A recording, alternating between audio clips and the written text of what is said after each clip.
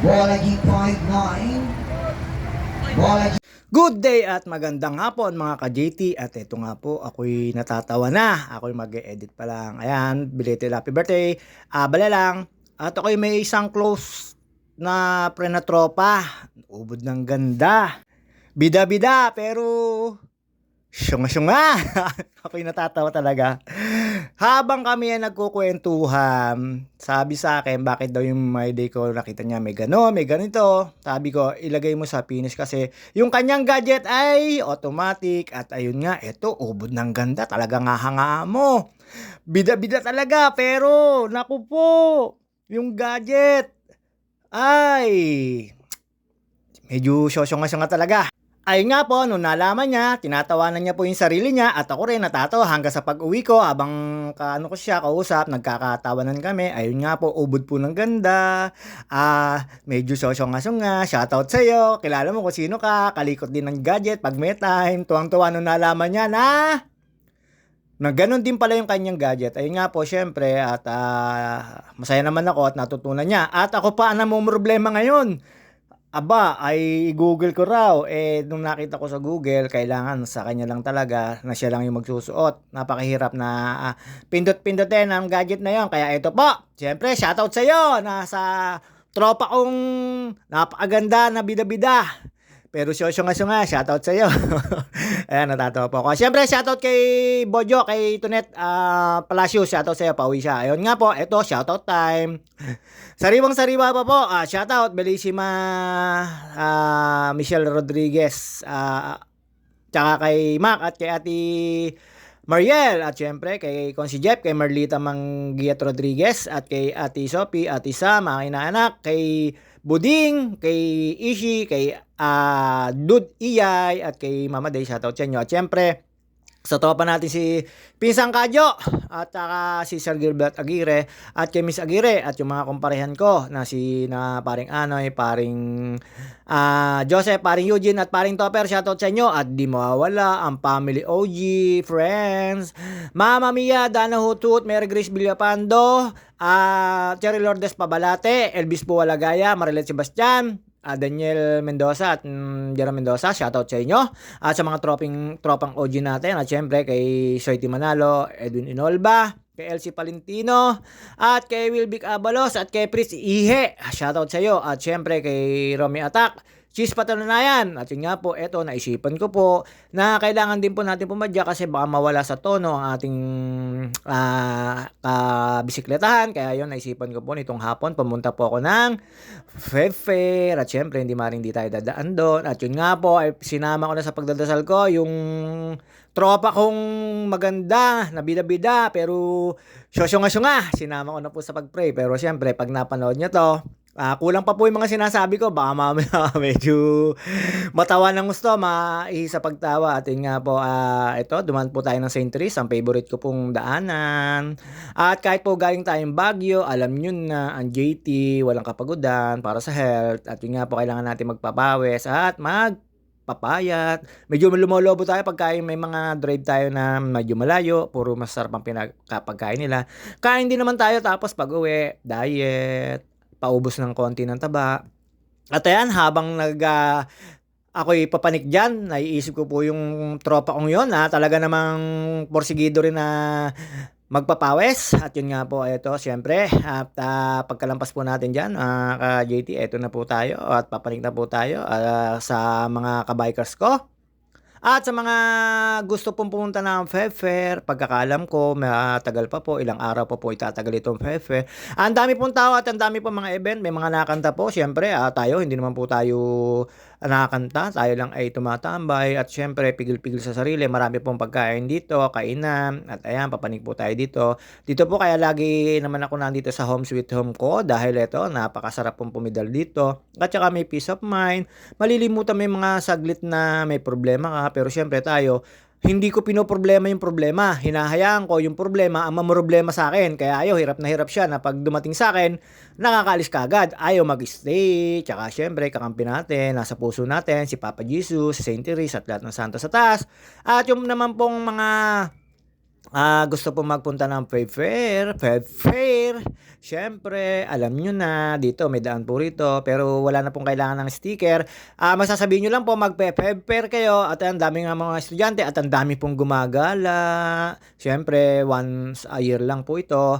At siyempre Feb Fair nga, hindi naman pwede mga gano'n yun sa May. So yan, basta yun, lagi po yan dito taon-taon. Tapos may nakita po ako tigil lang kurap. Ayun, hindi ko na po nakuna ng video kasi syempre baka tayo ma-violate. Ito nga po tayo. Ayan, hinahapo-hapo na po tayo. Dumaan po tayo dito sa Hidden Falls. Namimiss ko na po yung Hidden Falls dahil hindi po nag-uulan at hindi po nagbababagyo. Wala po tayong Hidden Falls ngayon. At yun nga po, syempre, alam nyo naman po, eto tayo. Dire-diretso lang po tayo dyan. Hanggang sa makarating po tayo ng Feb Fair at dumaan po tayo sa St. Therese. Ayan, pakikita ko po sa inyo yung video ng St. Therese. At lagi po kami kasama dito, si San Chino. Ewan ko kung bakit hindi po kami nakadaan. Pero pag Sunday po yan, pagka kami nagbike. Ayan po yung St. Therese, si Papa Jesus. Tapos ito, may bago po silang nilagay dito. At ayan po yung pinaka church nila. At after po rito, syempre, diretso na po tayo sa event or Feb Fair at dito po tayo dumaan sa may gitna at dito po sa may oblation, tapos may nakita ko mga barikada at may nakita rin po ako mga ano bang tawag po doon, yung tinataas na hindi naman placard po ba tawag doon. Basta yun na po. Tapos dito po tayo dumaan. Dito po, ang dami na pong mga nagwo-walking, napapunta rin po sa Feb Fair. Ang dami rin pong nag-aawasan na at ang dami rin pong estudyante na naggagala dito. Siyempre, makikigala tayo, makikichismis tayo. At yun nga po. Kung gusto nyo po malaman, yung tropa kong maganda, na bida-bida, na syunga-syunga, Gcash is the key, PM is the key, kukwento ko sa inyo kung sino siya, walang clue, basta yon. Ang mag-react, siya na po yun. At syempre ito, natutuwa pa rin po ako. Dire-diretso na po tayo. At pagkatarating po dito sa gitna na to, pwede ho kayong kumaliwa pero hindi nyo po pwede straight yan kasi one way po yan. Liliko po kayo dito sa may kabila ng oblation. Pagkarating po dyan sa oblation, kanan lang po kayo. Then ikot po kayo sa may circa office. Then kanan po tayo doon at makikita nyo na po yung Feb Fair event. Ang dami pong mga pwede pong pumunta kahit sino. Wala pong pipigil sa inyo basta gusto nyo pong tawag dito, pumunta or kumain, maggala. At depende rin po sa mga kung sinong kakanta by sa araw-araw na ayan po yung sinasabi ko sa inyo. Nakita nyo yung kulay red na yan. Meron po yung nakalagay. Ang mga korap, ipakulong daw. Ayun. Tapos kanan lang po tayo dito. Ayan po yung tulay na yan. Tapos paper na yan kasi nandyan po sa may Freedom Park po yan. Mga ka-GT sa mga gusto pong pumunta. Libre po lahat yan. Walang entrance at lahat po meron pong rides at meron pong tiangge, meron pong baratilyo, meron pong kainan at mas marami po yung kainan. Tapos yung mga shawarma, alam nyo na. Siyempre, itong kainan na to ay pang masa, tapos pang estudyante. Kaya ang walang mahalay dito, ayan po, ang entrance. Tapos kanan lang po tayo dyan. Siyempre, ayan, basahin nyo na lang. Iba naman po ngayon na nakalagay. Tapos ito ang una yung bubungad, yung mga rides, saka po itong bingo. Pagkatapos po niyan, dito, hindi nadaan ng mga estudyante, dire-diretso lang po tayo. Wala naman pong entrance, libre po lahat. At ang gustong gumala, pwede po kayo mag-abang dito na mga magko-concert. Ayan, nakita nyo, bawal lang po sumakay sa bahay, kaya po tayo naglakad. Marami po kayong makikita rito at marami rin pong tambay. Lalo po sa paggabi, hindi ho magkandamayaw dito. Siyempre, inaabangan po lahat ng ito. Ng mga kung taga saan man na pwedeng pumunta rito, lahat naman po ay pwedeng gawin dito. Wag lang pong makikipag-away. Ayan, ang dami pong kainan. Pagpasok nyo lang po ay puro kainan na. Tapos sa parting kanan ay mayroong mga baratilyo or tiangge-tiangge. Depende naman po kung saan kayo gagala. Pero yung gardenia na yan, hindi nyo po makakain yan dahil po yan ay syempre, ano lang yan, palamuti. Tapos dire-diretso lang po tayo dito. Ayan, nasa gitna na po tayo. Mikos-mikos lang po tayo dyan. Syempre, ayan po. Tapos, pwede po kayo ditong umupo sa gitna or mag-picnic. Ang dami po nakikita rin na kasabay ko po rito. Siyempre tumambay po tayo doon sa may nagko-concert. Yung nagko-concert naman po ay hindi ko po maintindihan kung ano yung kinakanta. Siyempre ganyan na siguro pagka nasa edad ka na. Kailangan na lang na may peace of mind, yung kantang mga pangsenti. Pero joke lang po yon. Ayan, ang dami po mga dumadaan sa harapan ko. Alam nyo naman, napapalingon tayo minsan. Pero lingon lang. At ayan, nandiyan na po tayo sa gitna at diretso lang po tayo doon sa may stage. Sa may stage po kasi doon malilibang ka. Siyempre, ikot-ikot lang ng camera. para kunyari, hindi mo alam, wag kang titingin, JT, side view lang. At dito, bawal po ng sumampa dyan, lalo pagka marami pong tao, sitahin mo kayo ng guard. At syempre, pagka pupunta po kayo, nakamotor dito, yung helmet nyo, huwag nyo pong iiwan, sigurado po, medyo, baka mawala. Kaya mga dami po mga estudyante. Kokonti pa po ang tao kasi araw ano pa po, mag-aalas 5 lang po at tayo ay umikot lang po rito. Pero may mga time na pagka tayo sinipag, minsan po kasi hindi ko nabibideo, napunta po ako rito pagka naiinip po sa bahay, kagaya nito, kaya lang po ako nag-video, nainip tayo sa bahay at tsaka ay ni-road test natin yung mountain bike ko, gwapo baka mawala sa tono, napakahirap po mag-tono ulit, tapos ayan, kakalawangin pa po.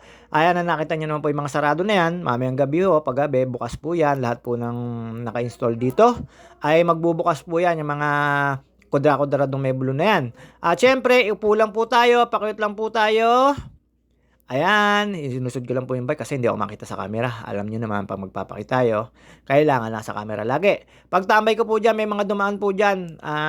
Kuya, basta, ayun, may sinabi po sa akin. Hindi ko na lang po i-chismis. Basta nagtanong lang po sila, sabi ko hindi ko alam kung sino may concert kasi ang ingay-ingay na nagko-concert, di namin maintindihan. Tinatanong ko kung kakilala ko, ilang naman po. Tapos, doon nga pala po sa gustong makaalam, doon sa tropa kong ang ganda-ganda, bida-bida, pero syunga-syunga. GCash is the key, malalaman nyo, buong pangalan, pati address, magugulat kayo. Yung ba yun? Peace tayo, my friend, tropa. Shoutout sa iyo. At yun nga po, ito, pagkatapos pa natin tumambay, hindi na rin po tayo nagtagal kasi medyo nakakita ko ng makulimlim na panahon. Mahirap naman po na tayo maulanan, alam nyo na. Tapos ayan, dire-diretso lang po tayo dyan, walking na lang, hindi po pwedeng sakyan talaga yung bike. At medyo nakakaya rin po sa mga nandito na naglalakad at naggagalayan. Yung nakita nyo naman po yung mga blue na yan, sarado pa yan, pero sa paggabi, bukas na po yan.